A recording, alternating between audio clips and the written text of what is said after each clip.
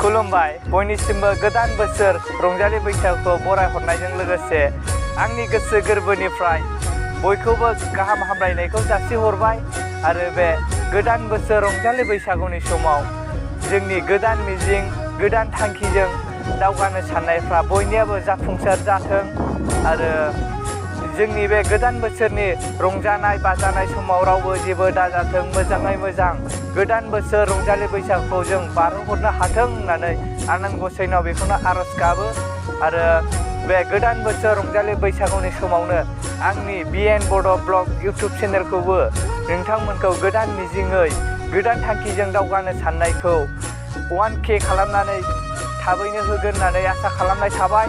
थाबैनो नोंथांमोना आंनि चेनेलखौ साबस्क्राइब खालामनानै 1K साबस्क्राइबार खालामनानै होगोन होननानै आं मिजिंथिबाय।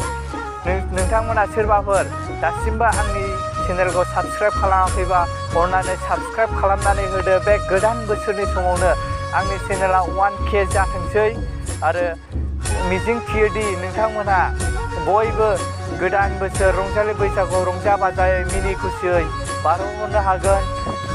बे गोदान बोसोरनि समाव गावजों गाव एना एनि सानलायनाय गावजों गाव नांलाय खमलाय बेफोरबायदिखौ बावगारनानै जोङो गोदान बोसोरजों गोरोबफानानै रंजालांदो गासैबो आरो जोबथारनायाव बेखौनो बुंनो सानोदि आं जोंनि बे रंजालि बैसागु गोदान बोसोरखौ बरायनायजों लोगोसेयैनो जोङो बयखौबो गेदेरफोरखौ मान होलायदो बयनिबो गावनि देरसिनफोरखौ सनमान लानानै जोङो बोर लालायदो।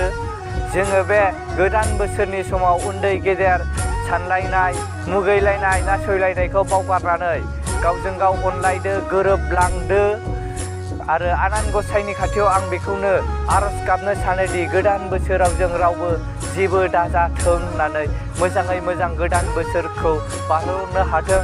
अब्ला रंजालि बैसागुनि जै बर' हारिनि जै बर' हारिमु थांनानै थाथों जै बैसागुनि खुलुमबाय बयनिसिमबो।